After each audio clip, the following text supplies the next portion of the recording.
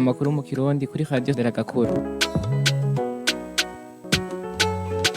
Radio Nderagakura irabibukije ko gukubita inkoshi canke inkoni umwana, ingumu, amakofe, imigere, kumukwega amatwi canke imishatsi, kumurya ibinuma, kumucekangura uburiko uhohotera umwana. Bavyeyi, mwiteho kwama mwubahiriza agateka k'abana banyu.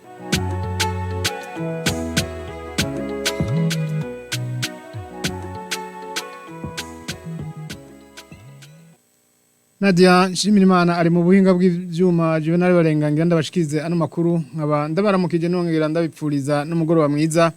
Kaze rero muri ano makuru agizwe na zimwe mu ngingo nkuru zikurikira. Umukuru w'igihugu Varisito Ndayishimiye yahaye umubonano kuri uyu wa kabiri ku Kirimba Igitega icegera c'urongoye ishirahamwe USAID muri Afrika Tyrell Beckerman hamwe n'umuserukizi adasanzwe utwara urongoye ishiramwe mpuzamakungu oni muri Afrika yo hagati Abdou Abari. Ivyo baganiriye tukaza kubishikirizwa n'umuvugizi w'umukuru w'igihugu Rosine Girene Gatoni. Itoni z'umuceri zirenga 500 ku 910 zitezwe nizo zatanzwe kuri uyu wa kabiri n'ubuserukizi bw'igihugu c'Ubushinwa mu Burundi.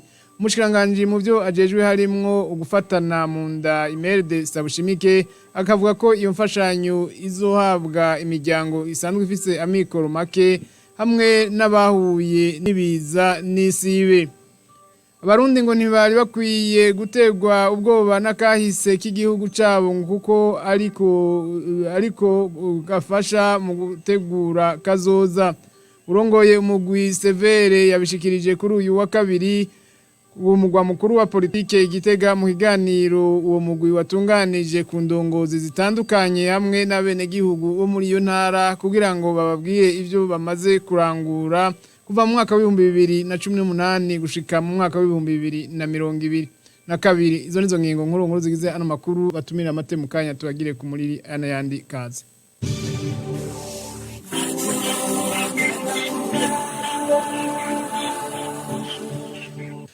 Ndasubiye kubaha ikaze nkayutsa kandi ko ano makuru mushobora no kuyakurikirana ikibiriraho kuri wezi 3 akaburungu Radio Nderagakura akaburungu kome co kimwe no ku rubuga rwa Facebook. Nkuko naremeje kubabwira mu ngingo nkuru ziyagize umukuru w'igihugu Varisito Ndayishimiye yahaye muhonano kuri uyu wa kabiri ku Kirimba Igitega icegera c'urongoye ishirahamwe USAID muri Afrika Tyrell Beckerman. Muko rero bishikirizwa n'umuvugizi w'umukuru w'igihugu Rosine Girene Gatoni ngo yaraje kuraba ingene igihugu c'u Burundi cifashe bakaba barabiye hamwe n'umukuru w'igihugu Varisito Ndayishimiye ibisata abanyamerika bashobora kuzanamwo imitahe yabo. Idonido y'ivyo baganiriye tubishikirizwa n'umuvugizi w'umukuru w'igihugu Rosine Girene Gatoni.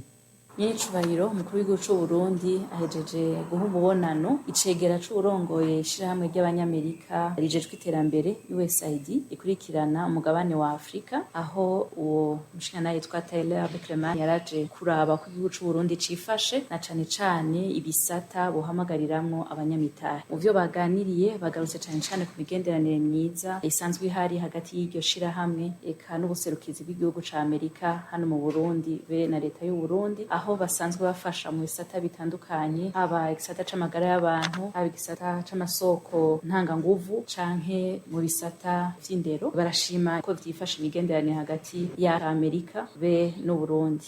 Uwo mushitsi yakeje cane nyicoro umukuru w'igihugu c'u Burundi ku bikorwa vy'iterambere biko birarangurwa mu Burundi. Arabona yuko igisata c'uburimyi ari gisata kirimwo imitahe myinshi bokongerezamwo inguvu. Bariyemeza yuko bagiye kubandanya bashikira igihugu c'u Burundi. Aranamukeza kandi no mu bikorwa vy'iterambere cane mu kugarukana amahoro mu bihugu bitandukanye vya Afrika cane mu gace k'ubuseruko bwa Kongo aho nyene icubahiro yasavye yuko inteko zagiye mu bikorwa vyo kugarukana amahoro zoshigikirwa kugira ngo igihugu kibanyi ca Kongo gishobore kubaho mu mahoro n'umutekano. Baganire kandi no kibazo cerekeye agateka kazina muntu aho nyene icubahiro umukuru w'igihugu c'u Burundi yagarutse kuri kahise ku Burundi n'intambwe tugezeko aho ashira imbere cane uburongozi buhagaze ku ntwaro rusangi be n'ibikorwa vyo kutsimbataza igisata c'ubutungane biko birakorwa kugira ngo abene igihugu babeho neza kandi agateka kabo kubahirijwe. Abo bashitsi rero bashigiye cane intambwe Burundi bugezeko, haba umurindi w'iterambere buriko, haba ingene amahoro asazagaye mu Burundi, eka haba n'ingene abene igihugu babayeho ubu bitwarika cane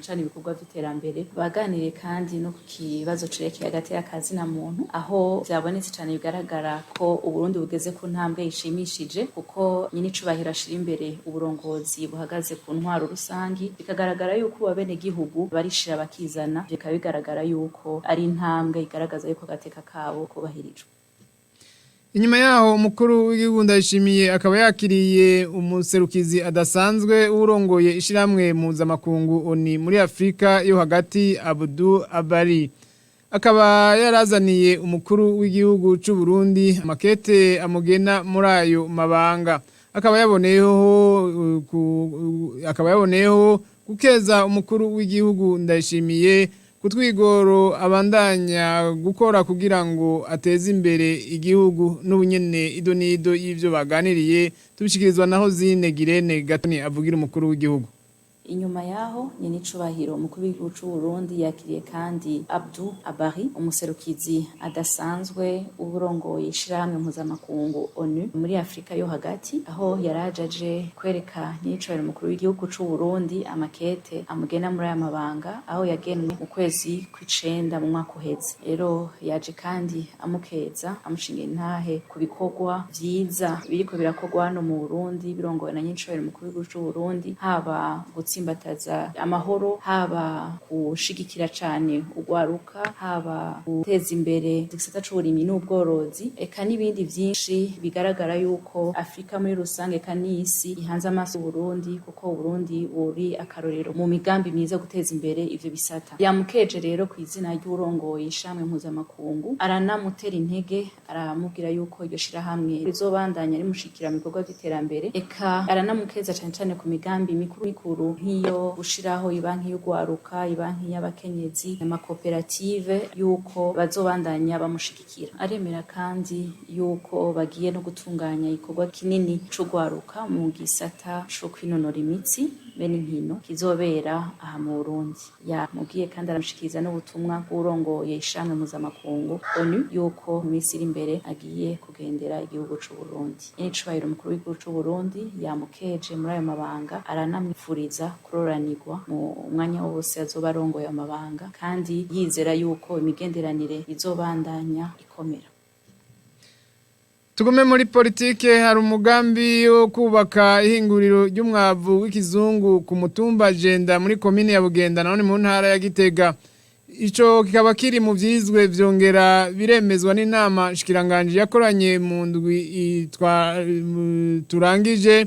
Umunyamabanga mukuru akaba n'umuvugizi wa leta Prosper Ntahogwamiye akamenyesha ko iyubakwa y'iryo hinguriro rizofasha igihugu kudasubira kugurira hanze y'igihugu ifumbire yunganira ikorwa n'ihinguriro FOMI. Leta y'u Burundi yashize uburimyi mu biza imbere y'ibindi mu guteza imbere ubutunzi. Kimwe mu biteza imbere ubwo burimyi ni kuronka imbuto nziza n'ifumbire nyayo. Haraheze imyaka itari mike ifumbire iguma ironderwa cane, kuko mu mwaka wa 2013 hakenewe amatoni 13,000, mu mwaka wa 2022 haronderwa amatoni 90,000. Ihinguriro FOMI ntiryashoboye kuronka ikwiye abarimyi. Ishirahamwe Izabu rimaze kugira ivyigwa vy'ingene isimera mu bice byose by'u Burundi mu mwaka wa 2022 byaribonekeje ko isi ibuze ivyunyunyu bikenewe, rero ko isi yofumbirwa kugira ngo ico kibazo gitoregwe umuti. Iyubakwa ry'iryo hinguriro rero rizotorera umuti ico kibazo. Bizofasha igihugu kudasubira kugurira hanze y'igihugu ifumbire yunganira ikorwa n'ishirahamwe FOMI. Intumbero yo mugambi no kugwiza umwimbu biciye mu gukora ifumbire ifatiye ku ntara imwe yose bivanye n'isi yaho ingene imeze. Inama shikiranganje imaze guca hirya no hino uwo mugambi yarawushigikiye ica ishikiriza ibi bikurikira. icambere gukora ibishoboka byose kugira ngo iyo fumbire ize ari nziza. Ca kabiri gukorana n'abahinga bo mu bushikiranganje bw'uburimyi nabo mu buri kaminuza y'u Burundi muri uwo mugambi. Ca gatatu gukingira amahinguriro ngaha mu gihugu be n'ibivumbuwe n'abarundi. Imana yavuze ngo wavuye mu ivu uzosubira mu ivu, namwe mwavuye mu bene gihugu muzosubira mu bene gihugu. Nico bituma mpanura indongozi vyiza mwogira ingazi muzomanukirako, kandi iyo ngazi utayishinze uno munsi uzokora kuhuruduka, uzoja kugwara kwashi. Rero ikintu nohanura indongozi, ubwa mbere nimubanze mumenye ko murabasoma, nagira ndababwire ko ijwi rya bene gihugu ni ijwi ry'Imana. Nta hantu abantu baja hamwe bariko bararira ngo Imana ireke kumva, nk'uko bariko barahezagira Imana ihezagira. Radio Ndarakura igihe cy'isaha 2 zibura iminota 19 murabandanya gutega amatwi ano makuru. Itoni z'umuceri zirenga ku 500 nizo zatanzwe n'ubuserukizi bw'igihugu c'Ubushinwa ku Burundi, zikaba zakiriwe n'umushikiranganje mu byo ajejwe harimo ugufatana mu nda. Hari kuri uyu wa kabiri igenekerezo ya 21 ntwarante umwaka turimwo, nkuko rero bishikirizwa n'umushikiranganje Sabishimike Imelda. Imfashanyo ikaba igenewe imiryango isanzwe ifise amikoro make n'abandi bahuye n'ibiza n'isibe. Ubwo buserukizi bw'igihugu c'Ubushinwa mu Burundi bukaba bwemeye gufasha Uburundi amatoni agera ku 910, hakaba hasigaye gutangwa toni zirenga gato ku 300. Ubuserukizi bw'igihugu c'Ubushinwa hano mu Burundi buhejeje gushikiriza ingabire idasanzwe igihugu cacu c'u Burundi. Iyo ngabire rero ikabigizwe n'umuceri. Uwo muceri nawo ukaba ungana n'itoni 538 n'ibice 5. Hanyuma hakaba hasigaye inyuma izindi toni 318 n'ibice 5. Uwo nawo ukaba ugeze Dar es Salaam. Tukaba twizeye yuko mu minsi iri imbere uzodushikira, kuko ingabire yose hamwe bashoboye kutwemerera, kandi tubona yuko igomba idushikire yose ingana n'itoni 910. Mw'izina rero rya leta y'u Burundi dufashe kano kanya kugira ngo dushimire cyane igihugu c'Ubushinwa tubicishije ku buserukizi bw'ico gihugu hano mu Burundi, ingene kidahengeshanya na ntaryo kwama kiriho kirashigikira Uburundi mu buryo ubu canke buriya. Twagomba twosubira twibutse yuko ingabire uje no munsi atari ubwa mbere iki gihugu gihaye ingabire nk'iyi igihugu cacu c'u Burundi. Mu myaka iheze igihugu carigeze guha ingabire nk'iyi igihugu cacu c'u Burundi, zikaba zari toni zirenga 5,000 z'umuceri. Rero turashimye cyane kuko ingabire ishitse mu gihe twari tuyikeneye. Abene gihugu turabizi neza yuko bose bari ku kivi bariko barakora, ariko rero iyo umwene gihugu ariko arakora abakeneye yuko aronka ikimufasha mu gufungura kugira ngo ashobore kuja gukora afise inguvu mu kurindira yuko umwimbu uheza ngo uboneke. Mugabo ingabire nayo ije gusahiriza abene gihugu na cyane cyane abafise amikoro make, ko tuzi yuko ari nabo bagira ibibazo byo kuronka ico bafungura. None rero ino ngabire ije kudufasha kugira ngo aho bari ku kivi bashobore kuronka ico bafungura. Itegeko rishasha inimero 1 akarongo karambitse 30 ryo kuwa 16 Nyakanga mwaka wa 2022 rigenga amashengero ngo ryashizweho mu ntumbero yo gufasha barongoye amashengero kwigisha ivy'Imana batibagiye n'ibiteza imbere abo barongoye mu mibereho yabo. Ivyo nibishikirizwa n'umuyobozi mukuru mu bushikiranganje bw'intwaro yo hagati, iterambere rusange n'umutekano Christophe Nyabenda hari mu ruganda umugwi w'igihugu wigenga ujejwe agateka kazi na muntu CNDH watunganije mu mpera z'indwi iheze kubarongoye amashengero mu ntara ya Gitega. Christophe Nyabenda agasaba abarongoye amashengero kwigisha bisunze imico y'abarundi. Mu bisanzwe rijya bwirizwa ryari risanzwe rihari, ryari gikwije, ariko ririko rirakurikizwa. Twarabonye yuko hari ibintu bibuze kugira ashobore gufasha amashengero gukora neza no gukurikiza amategeko y'igihugu. Ibyo catumye haba impinyanyo zimwe hahandi rijya ryonyene ryari gikwije, kandi ibyo byose byavuye ku nyifato twabona mu ngene amashengero akora. Ikindi kigira kabiri, leta y'u Burundi yashaka yuko amashengero nayo nyene hambavu yo kwigisha ivy'Imana ko yofasha no mu vy'iterambere, cyane cyane hakuru nuko ahantu bakorera bamwe twasanga hadashemeye, ugasanga bakoranirije hamwe ahantu abantu badashobora guhema neza, ahantu hinyegeje. Ibindi navyo twasanze hariho amashengero yigisha ibitari ivyo, bakigisha gusenga bari gusa, abantu bakababuza ivyo barya. Tukabona yuko bariko batanga inyigisho zitari izo zotuma abenegihugu batamererwa neza, kandi tuzi neza ko umutima uri mu mubiri byose bitegerezwa kubera neza kugira umuntu abeho neza. Ivyo byose rero twashatse yuko dushiramwo amategeko asaba amashengero kubahiriza agateka kazina muntu, kumuha uburenganzira bwiwe bwose. Muri iryo bwirizwa rishasha barashizeho izerekeye amashuri byarimo mu itegeko ryari rihari, twashatse ko bijaho kugira basengeshe neza bisunze ivyo ibiri mu bitabo by'Imana kandi bijanye n'imico y'abarundi. Bijanye no kumenya ukuri no kurekuranira abarundi ngo ntibakwiye guterwa ubwoba n'akahise k'igihugu cabo kuko ariko gufasha mu gutegura kazoza. Ivyo bikaba byashikirijwe kuri uyu wa kabiri n'urongoye umugwi Severe Petero Claver Ndayicariye mu biganiro uwo mugwi watunganije ku ndongozi zitandukanye hamwe n'abenegihugu bo mu ntara ya Gitega kugira ngo babashikirize ivyo bamaze kurangura kuva mu mwaka wa 2018 gushika mu mwaka wa 2022.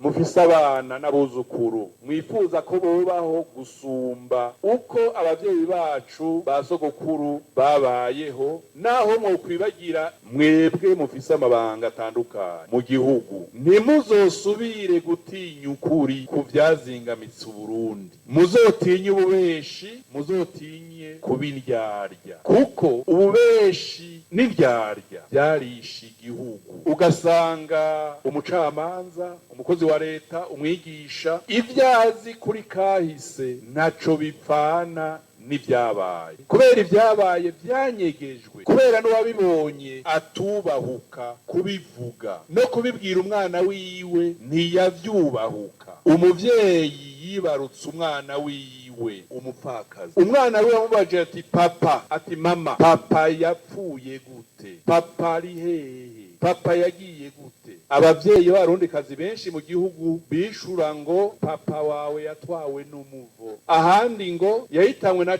Kiza, ahandi ngo reka mwananje kumbaza ivyo bibazo. Uyu mwana utishuye kuva uwo munsi akubaje ico kibazo acagwara za ngwara zifatira mu mutwe, kwishure akabona abandi bafise akamwemwe umunezero ko bafise abavyeyi bose, nawe akabura inyishu y'ukumenya iyo papa wiwe yagiye, se wiwe yagiye, mwene wabo yagiye, kubera nyina atavyubahuka. Abo bavyeyi nita abapfakazi b'ivyo twaciyemo bitandukanye, imyaka itandukanye. Hari abavyaye abana 3, 4, 5 badasangiye se, bigaca bivyara ingorane nyinshi mu muryango, kubera abana basanga bavukana kuri nyina mugabo batasangiye se.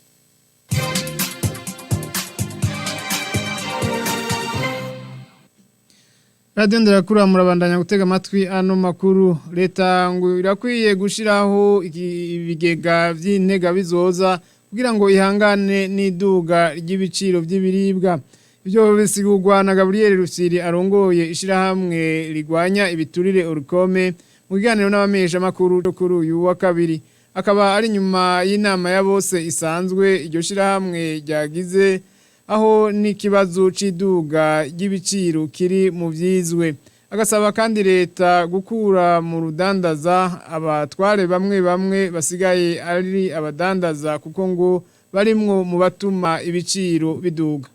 Iyo nama yari ibibazo bitari bike, mu bibazo yize harimo n'ikibazo irabana n'iduga ry'ibiciro ku rugero rudasanzwe na kino gihugu cyacu Burundi. Bamaze guca hirya no hino basanze ko ibintu byankenerwa, ibiharage, umuceri, ifu, ibigori canke imyumbati, eka ibintu vyose abarundi bakenera mu buzima bwabo bwa minsi yose, biba ivyimburwa ngaha mu gihugu nibiva mu makungu, byaraduze ku rugero ruteye ubwoba. Mbere ku buryo baravye n'ibiharuro bayi nkuru y'igihugu yasohoye mu kwezi kwa mbere, bisobora mu kwezi kwa kabiri yasanze ibiciro bimaze kuduga ku rugero rwa 28.6% ku buryo n'ubu rero biguma biduga. Ivyo rero ni ibibazo bikomeye, tukifuza neza yuko leta yogira icikoze mu gushira ivyo bigega, biba ibigega by'ibitungwa ko turabivuga, biba ibigega by'ibifungurwa n'ibindi by'igihugu kitagira, bigakora uburyo bwose bushoboka, bagagira ibishoboka byose kugira ngo ivyimburwa bishoboke kuboneka mu gihugu, ariko kandi n'ivyo biva hanze bakuri kwa amatagisi mbere borohereza n'abagomba kubizana. Mugabo bigumye gutyo barabona ko atacosho. Ikigira kabiri nuko leta yokora ibishoboka byose mu kubuza yuko abantu bari muri leta haba hejuru canke hasi buva mu bintu by'urudanda, kuko basanzwe hari ikintu cy'ikibazo kigoye cyane, kuko mwomenya neza yuko igihe abantu bari mu rudandazwa nk'uko uca usanga haca haba ibibazo. Byo rero basaba yuko abantu batwara batosubira mu bintu bijanye n'urudandazwa, kuko biri mu bintu bituma ibintu biduga cyane. Inkuru ya nyuma y'ano makuru, abajejwe intwaro ku mitumba n'abahuza batowe basabwa kudoma urutoke ku bakozi bakorera mu bisata vya leta ariko batarangura neza amabanga bajejwe. Ako kamo kakaba ari uko umushingamateka Jean Claude Nimubona yatowe mu ntara ya Muramvya mu gihe yararamutse yagirisha inama kuri uyu wa kabiri abo muri zone Muramvya yo muri komine n'intara ya Muramvya. Akamenyesha ko abo bantu umwimbu mu bisata bitandukanye harimwo n'icindero yotuma wiyongera, akabasaba kugira umutima wo gukunda igihugu. Mwebwe mwatowe ku mitumba mu bicisho by'umukuru w'igihugu, ivyo mweje kubibona ntimwihagira, murahamagara buramatari, mugahamagara umushikiranganji, mugahamagara ubijejwe uti nyabona. Je narigeze kuja hafi y'ishuri ndi mu responsable w'iryo shuri, ashobora inzoka aho zihiye komera rumwe rw'iryo shuri, acaracura abana saa yine acagenda mu kabana.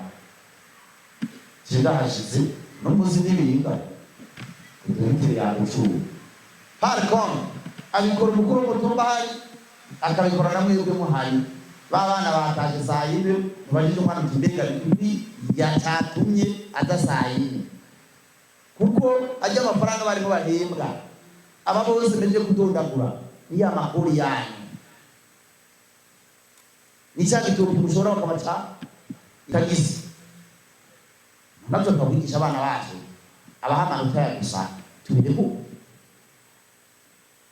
umugozi wa polisi azora kuza kugura abene igihugu bari angeri bayire ko uburenganzira tubireko. Umuvyeyi azobyarira muri koridoro waje muzanye ndetse bamwe banapfe tubireko ko kubera mugaba kuvuga muri tuvuze kizo mugaba ko bari korapfa abagore bacu abo kazana bacu ari bene wacu. Aha rero tugomba kumva icyo duhamagarirwa gukunda igihugu. Ndakunda intara ya Karusi cyane, ibindi ko ndadoragura ikarusi bibaho. Ubikoze umenye gushira hanga telefone kandi abatanga inkuru ni bana ngegenye, kuko ntabura amatara zo kwira ibyo bisata byose, nta ujejwe amagara zo kwira hose.